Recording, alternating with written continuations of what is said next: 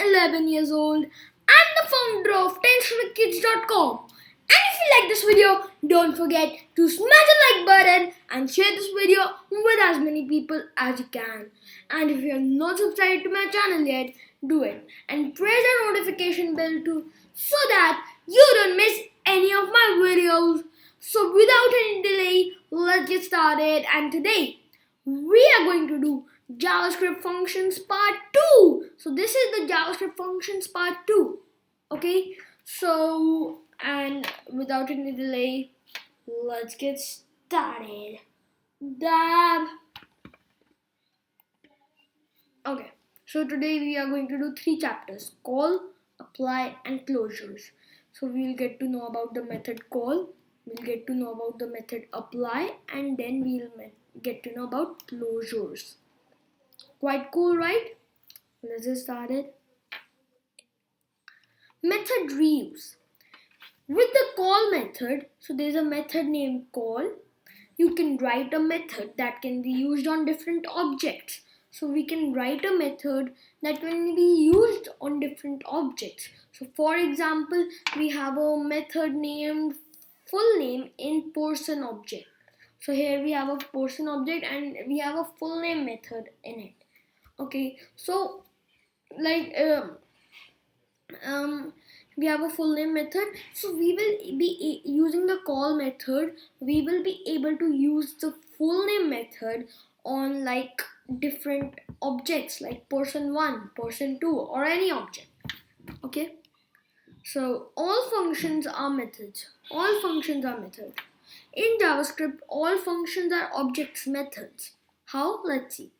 If a function is not a method of a JavaScript object, so like if you define a function in an object, it is called a method. But if you don't define a function in an object, it is still a method because it is a method of a window object, of the window object. You must be knowing about the window object if you have seen my previous video, part 1, functions part 1. You must be knowing about the window objects if you have seen that video.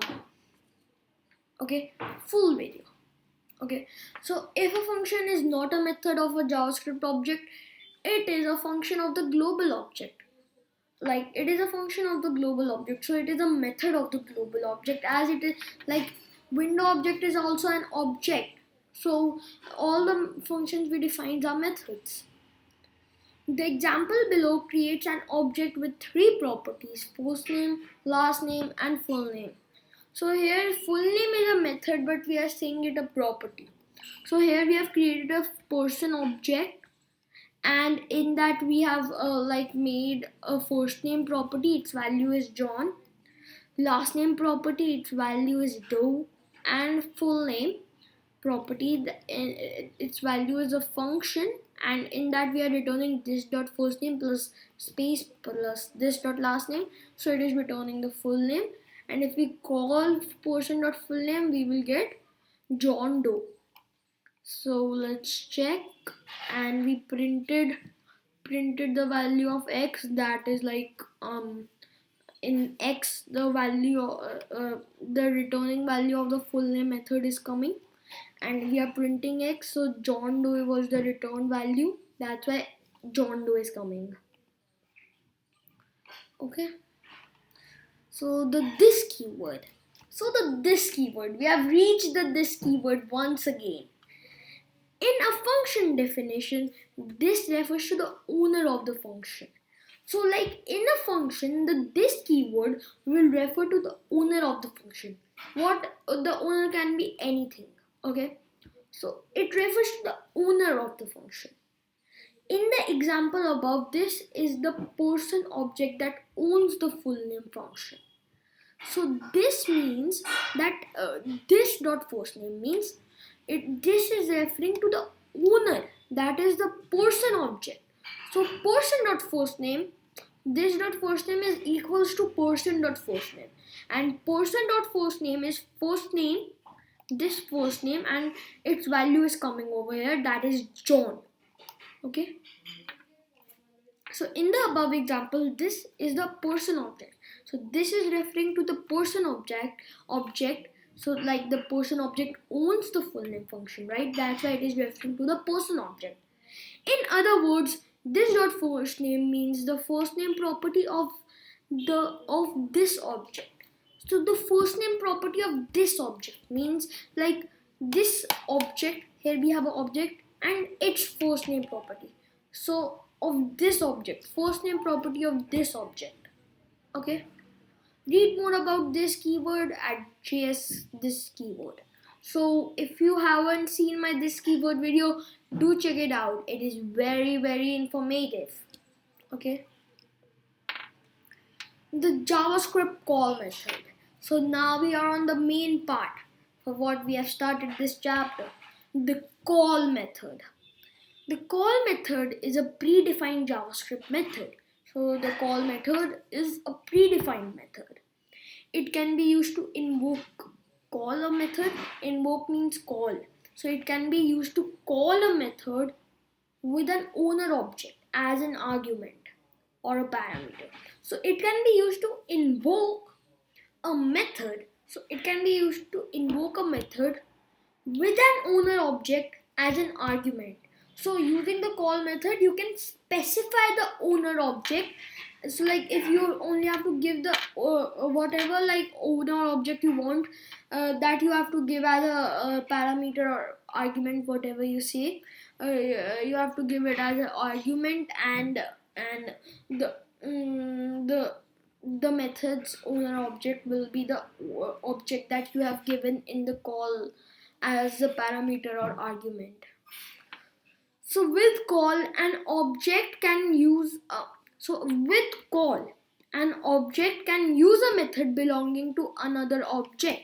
So with call method, an object can use another object's method. Okay. This example calls the full name method of person using it on person 1.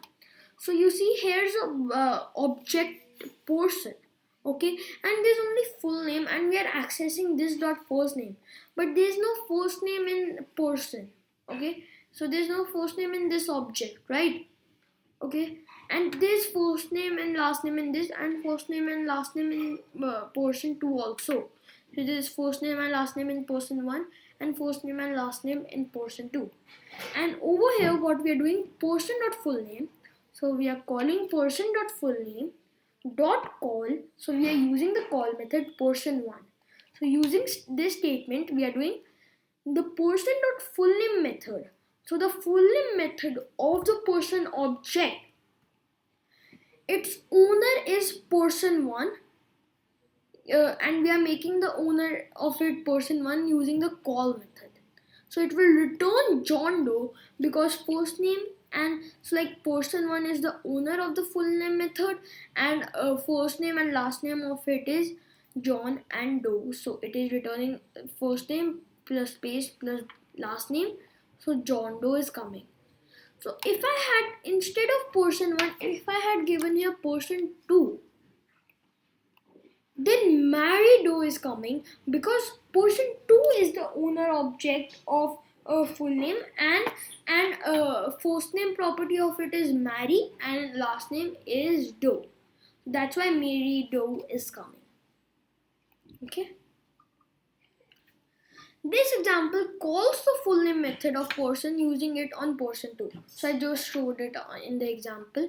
Over here it is calling it on person 1, and now it is over here calling it on the person 2 object, and everything remains the same. So Mary Doe will come as I showed you just right now. The call method with arguments. So the call method with arguments. So let's see what it means. The call method can accept arguments. So this call method can accept arguments. So here you specify the owner, and you can specify, like you can give arguments also. So this full name method is requesting for 2 arguments, city and country. Okay, and we are returning in this dot first name plus space plus this dot last name plus comma plus city plus comma plus country.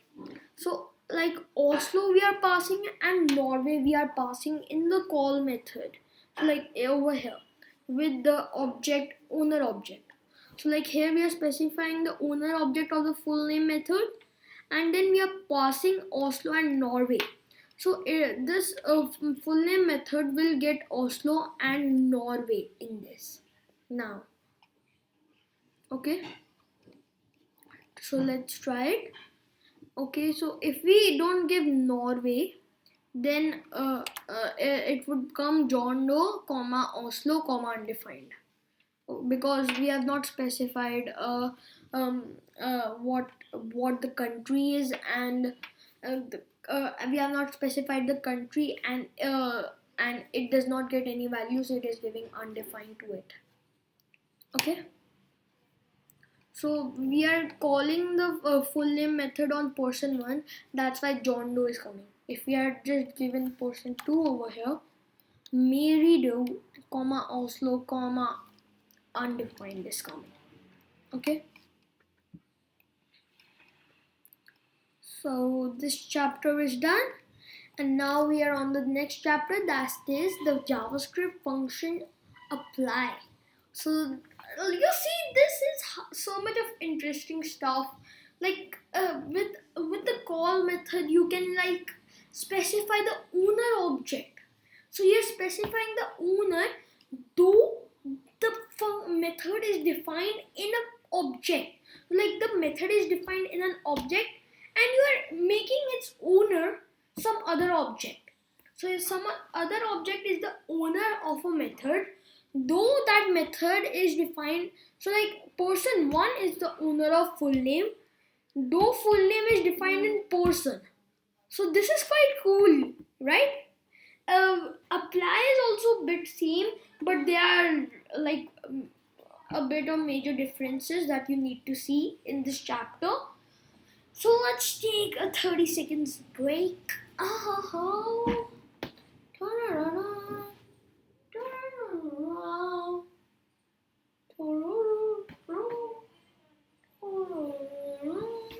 Okay, so let's restart work and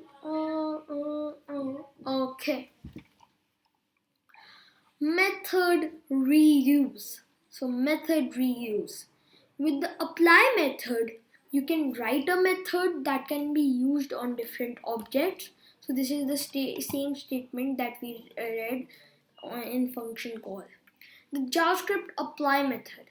The apply method is similar to the call method. So it is similar to the call method.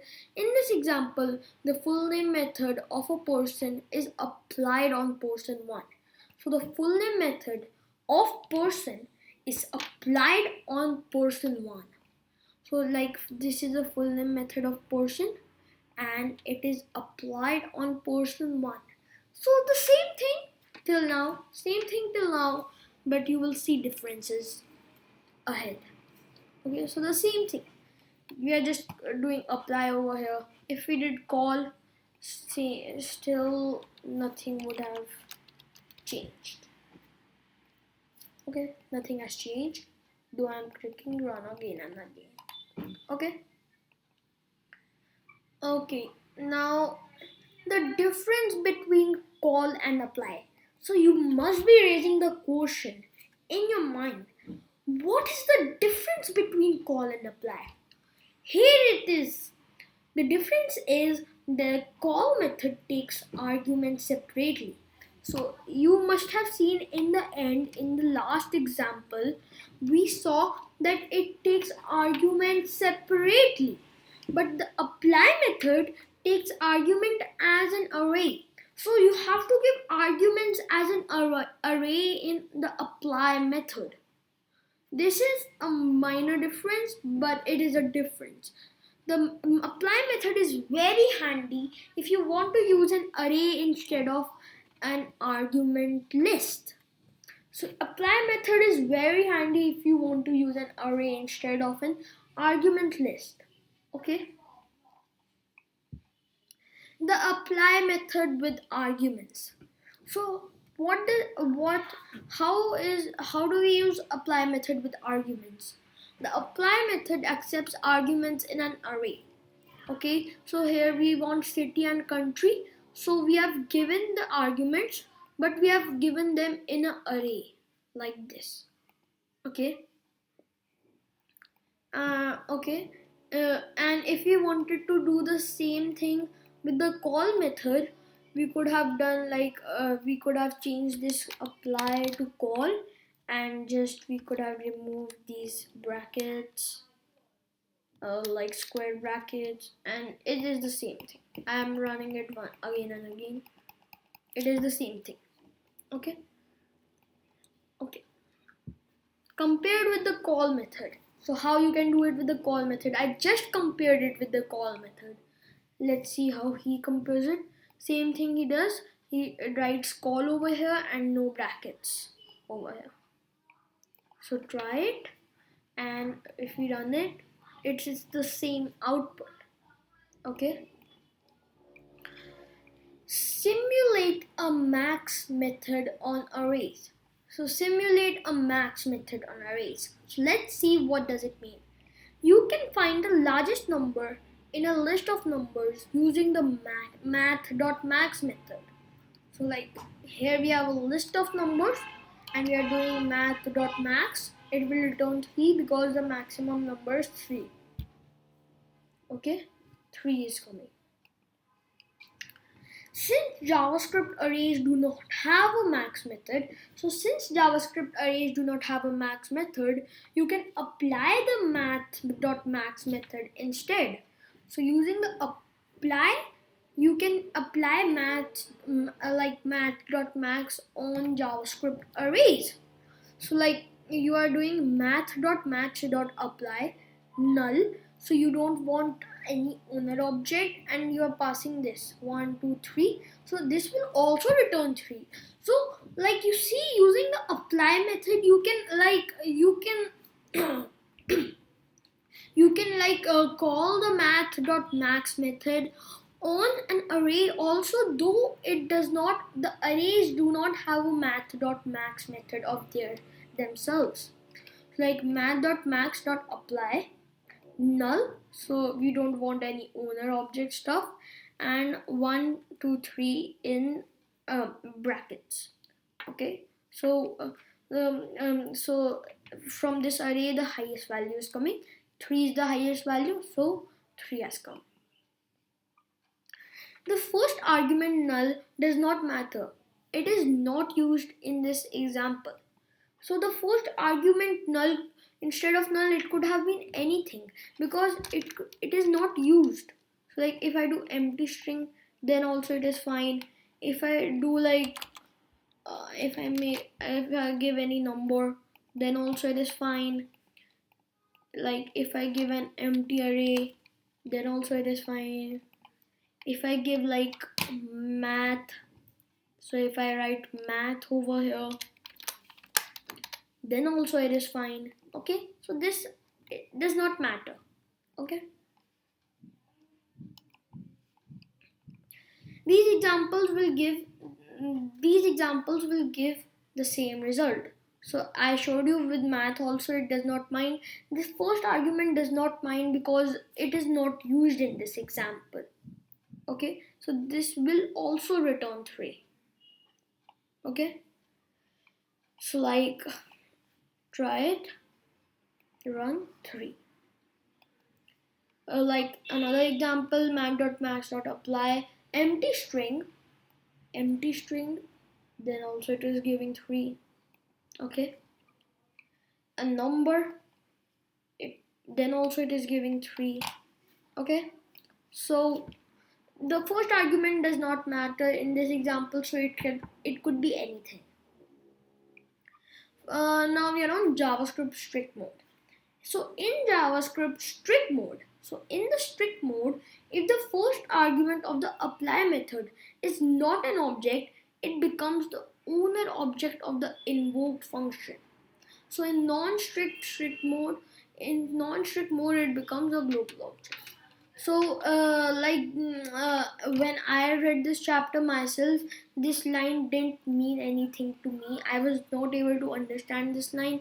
So we are like leaving this for some time, and we will get back to this later in further videos. Okay, now the main part, the exciting part, the boiling part, the closures has come. Now this closures is very interesting. You would get like it is very interesting. So let's take a 30-second break and then start the very interesting, exciting part. Dab.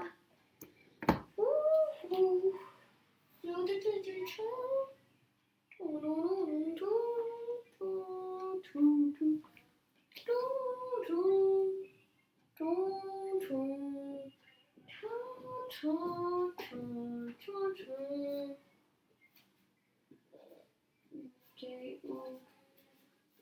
Okay, so let's. Okay, so let's get started with the JavaScript closures chapter, the final chapter of this video, the final chapter of the functions part. And then we will try to do something else. We learn something else, but we will keep on learning on daily basis. We will keep on learning on daily basis. JavaScript closures. JavaScript variables can belong to the local or global scope. So you all know that JavaScript variables can belong to local or global scope.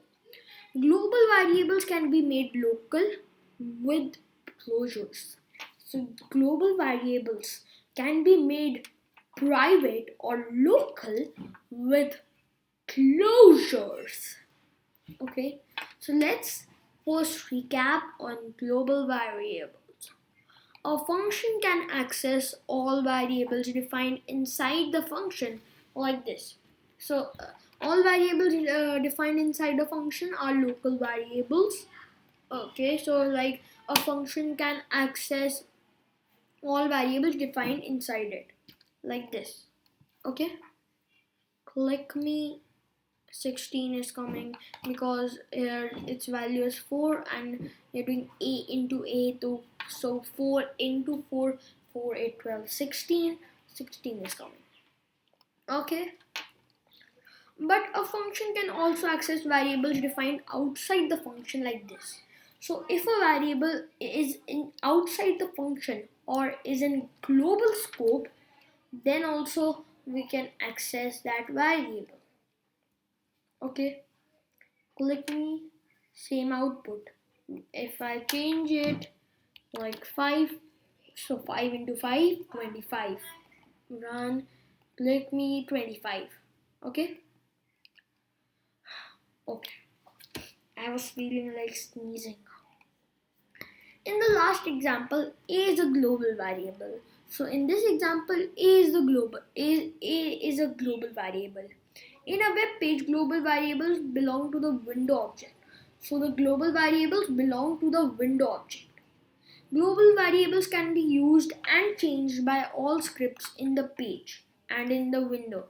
So global variables can be changed like from like any function, any object, not like any method and everything. So a global variable can be changed anyhow, anyway. Okay, in the first example, a is a local variable. So in the first example, a is a local variable. A local variable can only be used inside the function where it is defined. So the local variable can be only used inside the function where it is defined. It is hidden from other functions and other scripting code. So you can't use the local variables outside the function or in another function. Okay, global and local variables with the same name are different variables. Modifying one does not modify the other. So like if you define a global variable a and then you define a local variable a also, So the local variable a is pointing to a different memory location, and the global variable a is pointing to a different memory location. Okay. Variables created without a declaration keyword, var, let, or constant are always global even if they are created inside a function. So, like if you create a variable without var, let, or constant, it will become a global variable if it is in a function also. Okay, so you should use strict mode so that you don't create unexpected global variables. Okay, if you don't know about strict mode, much about strict mode, do check out my strict mode video. You'll get a lot of information. Okay, variable lifetime. So what is the lifetime of a variable? Global variable live until the page is discarded. So global variables that you define live till until the page is discarded, like when you navigate to another page or close the window. Local variables have short lives. So like when the function, if you have created a local variable in a function and it has finished executing, then the local variable will be deleted. So they are created when the function is invoked and deleted when the function is finished. Okay. Now we are on a counter dilemma. A counter dilemma. Suppose you want to use a variable for counting something. So suppose you want to use a variable for counting something and you want this counter to be available to all functions. You want this counter to be available to all functions. You could use a global variable and a function to increase the count. So you could use a global variable so that all the functions could access it, and a function to increase the counter. So like here we have a global variable counter and we have a function add in which we are doing counter plus equals to 1. So we are adding counter by 1, and then we are calling add 3 times. So the counter should now be 3. So if we try the count, if we print the counter's value, it is 3. Okay. There is a problem with the solution above. Any code on the page can change the counter without calling add. So any code can change this counter's value without calling the add function. The counter should be local to add function to prevent other code from changing it. So the counter should be local to other add function so that no other functions can change it. Like here we have created a global variable counter, and then in that we are doing function add, and there we are creating a local variable with the same name, but it is not affected. Okay, though it is the same name, nothing matters. So here we have created a counter 0, and then we are doing counter plus equals to 1, and then we are calling add 3 times. The counter should now be 3, but it is 0. So it will give us 0 if you try to print the counter. Now let's raise the question. Why? You see this global variable over here? We are trying to print the global variable counter. And when we try to print the global variable counter, its value is 0 because the local variable's value is changing, not the global variables. Okay, that's why 0 will come. Okay. So we are trying to print the counter outside the function. So it is 0 because it is a global variable and it is not changing only. Because we are changing the local variable counter in the add method, not the global variable. It did not work because we display the global counter instead of the local counter. We can remove the global counter and access the local counter by letting the function return it. So if we return the local counter and remove the global counter and we call add 3 times, the counter should now be 3, but it is 1. So why is it 1? Let's see. So here you are calling add, okay? So counter is set to 0, counter is added by 1, and then we are returning counter. Then we are calling add again. So counter's value was 1, but now it is again set to 0. Counter is 1 and we are returning counter. And then we are calling add. Counter is set to 0 again, so its value is 0 now, though it should have been 1. And counter plus equals to 1, so it would be 1 because 0 plus 1 is 1. And we are returning counter, but it is 1. So I told you why. Count 1 is coming. Okay. It did not work because we reset the local counter every time we call the function.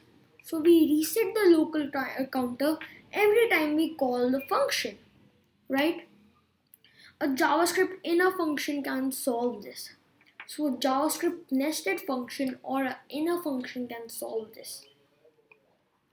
JavaScript nested functions. All functions have access to the global scope. So all the functions have access to the global scope. In fact, in JavaScript, all functions have access to the scope above them. Okay, so all functions have access to the scope above them. So like all functions have access to like global scope, and if there are nested functions, they have access to the local variable of the function they are inside it, and they have access to all the global variables because these two scopes are above them. Okay, JavaScript supports nested functions. Nested functions have access to scope above them. In this example, the inner function plus has access to the counter variable in the parent function. So like this plus has access to this counter, but it also has access to the global variables. This counter is a local variable, but it is one scope above plus, that's why plus can access it, and like it has access to the global variables also. Okay, so let's try it. So for example, I have made a like global variable g equals to like 0, and I do like over here g plus equals to 1. So it will not give us an error. Okay, because like if we return g over here, it is giving us 1. Okay, so it is not giving us an error because it has access to the global scope. This could have solved the counter dilemma if we could reach the plus function from the outside.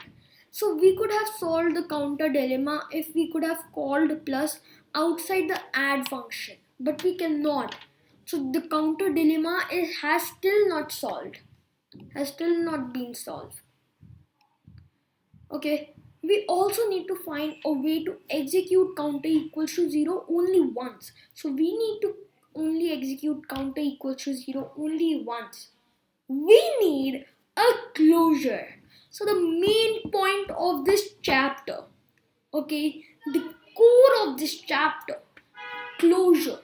Now we are on closures. It is like very short remaining, but you will have to put in a bit of your extreme brain to understand these closures. Remember self-invoking functions?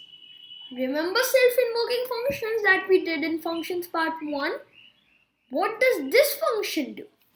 In this function, what basically we are doing is, here we have a self-invoking function. In that we are doing variable counter equals to 0, and then we are returning this function. In this function, this is an anonymous function, a function without a name, and in that we are adding counter by 1 and we are returning counter. So this function is now add is this function as we are returning it. Okay, and this add function, it has access to the so like this is the parent scope. The self-invoking function is the parent scope. Okay, so this add function has access to the variables of this parent scope or the self-invoking function. Okay, and the add method is a closure function, and the variables of the parent scope or the self-invoking method, the variables of the self-invoking method are now private variables of add. Okay, and only add the add method can only change those variables value, and no other method can. Okay, so in this, the counter variable is the private variable of add, and add can only change its value. Nowhere else we can change counter's value, and over here counter's value is set to 0, and now we are not setting it to 0 again and again. So once it is set to 0, and then it is not resetting. Okay, it is not resetting, so it is being added. So now we do add, and now the counter is 3. So we have now solved the counter dilemma. Yay! I'll try to explain you once again. So what basically this is, here we have a self-invoking function. In that we make a local variable named counter, and we return this function. And this is the anonymous function without a name, and we are doing counter plus equals to 1. Counter's value is incremented by 1 and return counter. Because we are returning this function, add value is now this function, and now add has access to all the variables of the parent scope. So or like you can say the self-invoking function, the variables in the self-invoking function are variable counter. Okay, so this add only has access to this counter, and now counter is a private variable of the closure function, that is the add function. Okay, and the counter is not resetting again and again, because we have only set it to 0 once, and now it is not being resetted, and it's being incremented when we call it. Okay, so through this we have solved the counter dilemma. Yay, if we count 1, 2, 3, 4, 5, 6, 7, 8, 9, 10, 11, 12, 13, 14, 15, 16, 17, and through this we have solved the counter dilemma. So now this W3 schools is also explaining it to us. So let's see. The variable add is assigned to the return value of self-invoking function. So the variable add is assigned to the return value of the self-invoking function, and the self-invoking function is returning this function. So add's value is this function. The self-invoking function only runs once. So this self-invoking function only runs once. It sets the counter to 0. So it sets the counter to 0 and returns a function expression. So it is returning a function expression. This way add becomes a function. So this way add is now this function. Okay. The wonderful part is that it can access the counter in the parent scope. So the wonderful part is that it can still access the counter in the parent scope. This is called a JavaScript closure. So this is called a JavaScript closure. It makes it possible for a function to have private variables. So counter is a private variable of the closure function, that is the add function. So counter is a private variable of the add function, and it is only being set to 0 once, and it is not being resetted again and again. So it is not being resetted again and again. It's not being reset again and again. So it is only 0 once, and then it is added and added and added whenever we call add. Okay. The counter is protected by the scope of the anonymous function and can only be changed using the add function. Only the add function can change it, and no other function can change the value of counter. Okay. A closure is a function having access to the parent scope even after the parent function has closed. Okay. And now the chapter is done. So thank you guys. If you like the video, Don't forget to smash the like button and share this video with as many people as you can. And if you have not subscribed to my channel yet, do it. And press the notification bell too so that you get all of my updates. Thank you guys. Bye. Stay safe, stay healthy, and keep watching my videos. Down.